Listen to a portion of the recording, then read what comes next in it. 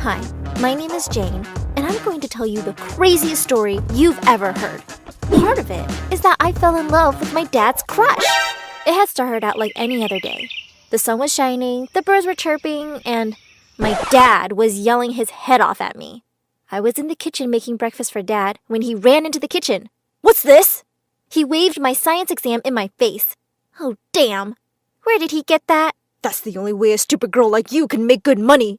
In fact, he often said that if I didn't pay back all the money he'd spent on me, he'd never let me get married. You think I would let you get married and give him all the money you make for free? Oh, no way! He then said I was grounded. I rolled my eyes and said I had to work. If I wasn't working, we didn't have any money. Are you trying to rub it in my face? My dad yelled as he angrily threw a plate at me. I ducked and it crashed into the window behind me. Whoops. Just as I turned around to leave, he said the worst thing I could hear. "You're just like your useless mom." Hearing this made me furious, and I yelled that if I was so useless, maybe I shouldn't work so many jobs and he could take care of me for a change. Then, without another word, I ran out of the house. It was time to go to work, and that was another drama altogether. My supervisor was a senior from my school, Martha. She was always picking on me, and I didn't even know why. She had been out to get me from my very first day. One time, a customer yelled at her for spilling his milkshake. The very next day, she tripped me and I spilled it in front of the same guy. But he nicely said it was okay. She was furious. She said it was because I was always flirting with boys. I was so embarrassed. As my shift was ending and I went about my work serving milkshakes and pizzas, the door opened and a huge crowd of kids from our school flooded in. My heart raced. Right at the front of the crowd was the school heartthrob, Alan. Alan was the king of football and my biggest crush in the world. He walked right up to me and said, "A milkshake for everyone, please." He smiled so warmly, I almost passed out. But my excitement was short-lived because suddenly Martha started calling me mean names. I was furious, so I turned around and yelled at her to stop being so horrible. For a minute, there was complete silence, and I thought maybe she would apologize. Instead, she said, "You're fired." I looked at her like nothing had happened and said, "Yeah, whatever. I'm glad you finally said it." Then I left. The next day, just as I thought the day was going perfectly, my dad walked in. He was walking funny and kept bumping into everything. Oh no, I thought. Not here. I tried to crawl under the table, but he saw me and started yelling, "There's my little piggy bank!" He laughed loudly. I was close to tears. Thankfully, Mrs. Walker, my favorite teacher, stepped in and asked Dad to leave. But to my utter horror, he started flirting with her. But Mrs. Walker calmly stepped back and grabbed a jug of very cold water from a nearby table. Before my dad knew what was happening, she threw it in his face. Everyone laughed. Someone pointed at me and said, "That's your dad, isn't it, Jane?" Other people turned to stare at me. Furious, I ran to the one place I knew no one would be, the library. But I ran right into someone. I fell back with a cry. I looked up to see Bruce. I groaned. I didn't need this. Bruce was a high school dropout and a few years older than me. Everyone at school was terrified of him. But at that moment, he didn't look or act scary. He helped me up and asked me what was wrong. My frustration bubbled over, and I told him everything.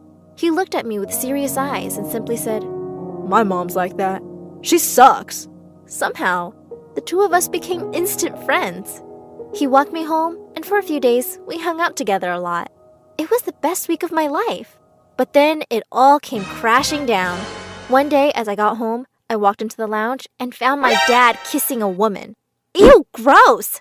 I yelled. They broke apart laughing, and the woman turned to look at me. She was really shabby looking. When she grinned at me, her teeth were yellow and dirty. "So this is the brat?" she asked Dad. She looked hard at me and said, "Looks more like a rat." The two burst into laughter. I rolled my eyes and went up to my bedroom. Clearly, this was a match made in heaven. A few hours went by, and someone started ringing the bell like crazy. I ran downstairs. I opened the door and saw Bruce. I asked him what was wrong, and he demanded to know where his mom was.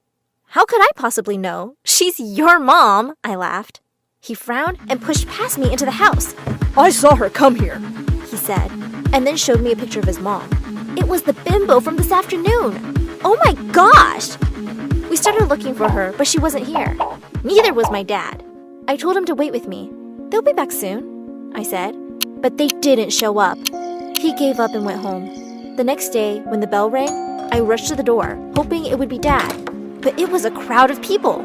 They all asked about my dad and said he'd borrowed thousands of dollars from them and now he was nowhere to be found. Had Dad run away with their money? Just then, Bruce called and said his mom hadn't come home either and people had shown up demanding their money. By the end of the week, Bruce and I were homeless and we had no option but to try and rent a place between the two of us. Things were finally returning to normal. I had even started to develop a crush on Bruce and half expected him to declare his undying love for me any day now. But he didn't. But then something crazier happened. One day, as I was about to leave for work, the doorbell rang. I opened the door and saw a hot woman smiling at me. "No thanks," I said, thinking she was a saleswoman. But she hugged me and started to cry. She said she was my mom. I rolled my eyes and pushed her off. But there was no way this was my mom. She was so freaking hot. She showed me pictures of her and my dad. But it's not like I cared. I hated her. I told her to get out.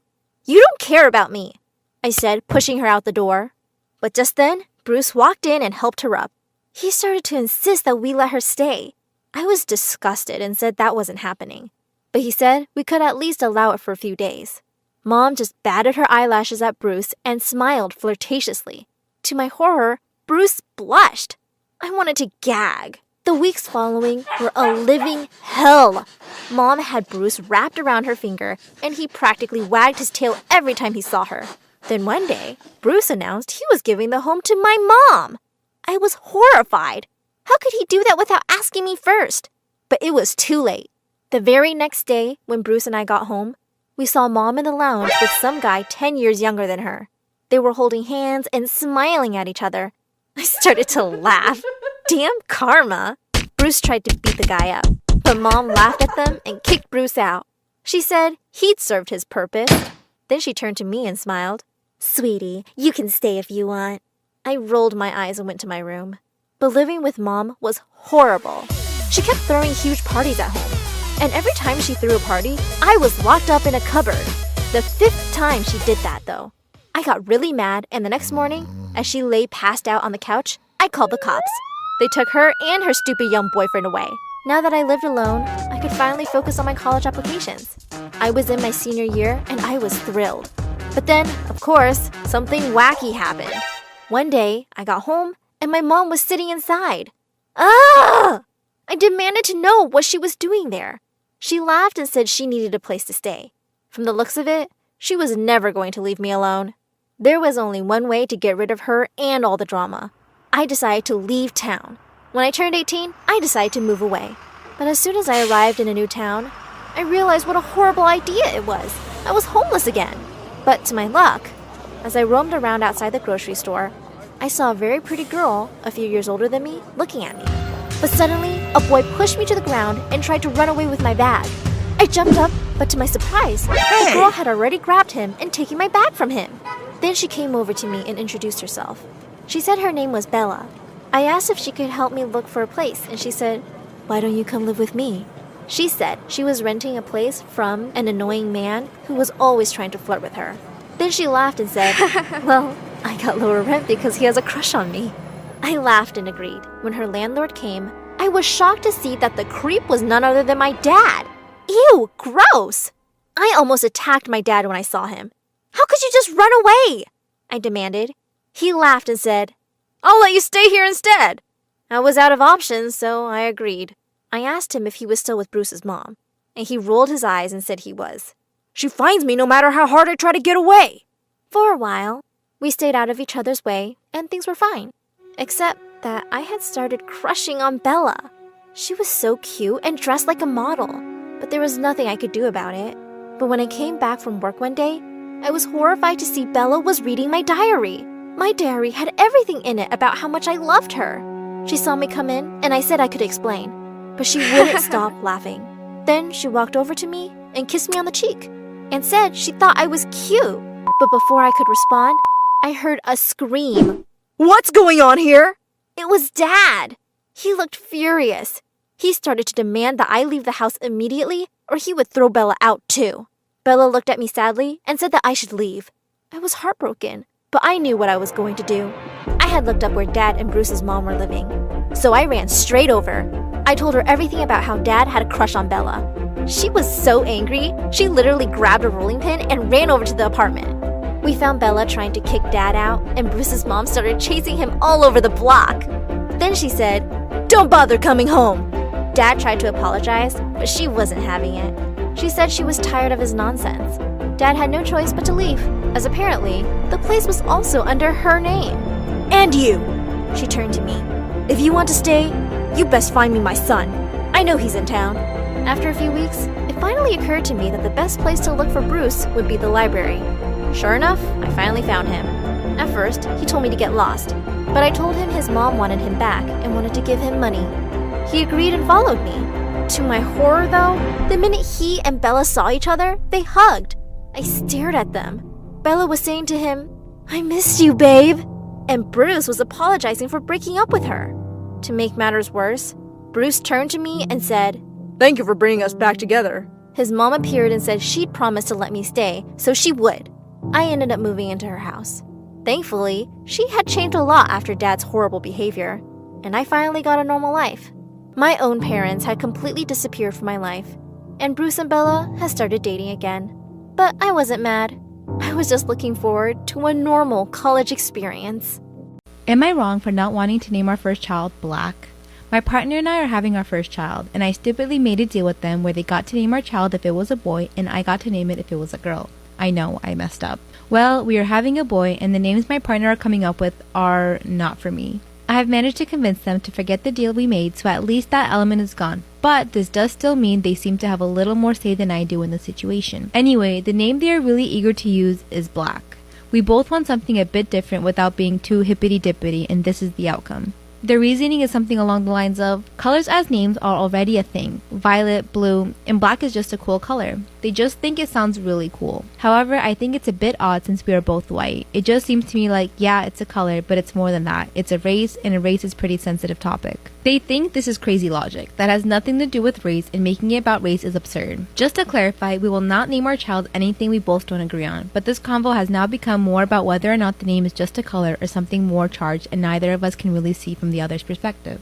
So, am I wrong here? Storytime about how my blind date robbed my apartment. Disclaimer, this is not my story time, it was sent to me on Instagram. Recently broke up with my ex who was really abusive. I was so depressed after the breakup. Even worse, my ex got back with his ex-girlfriend right after we broke up. And to top it all off, he started posting her right away and announced their engagement. I decided I wouldn't let the depression get to me. Signed up to some dating apps and started going on dates. My first date was okay. The guy was pretty shy and quiet, but he was trying to rush things, if you know what I mean, and I was not having that. My second date was okay. The only problem was that his breath smelled really bad and I just couldn't get past that. Then I went on to the third date. This one was different though. One of my coworkers mentioned a guy that she knew who was single. She showed him my Instagram and he fell in love, according to my coworker. The only problem was he didn't have any pictures on his Instagram, so I couldn't tell what he looked like. My friend described him though, and she made him sound really attractive. We meet up for a dinner date at a really nice restaurant. And yep, he was super attractive. He literally looked like a male model. I felt totally out of my league, but I thought, whatever, just go for it. We talked for 2 hours and had a great time. At the end of the date, he offered to drop me off back at my place so that I wouldn't have to take an Uber. I agreed, and when we got to my place, I invited him in. Biggest mistake of my life.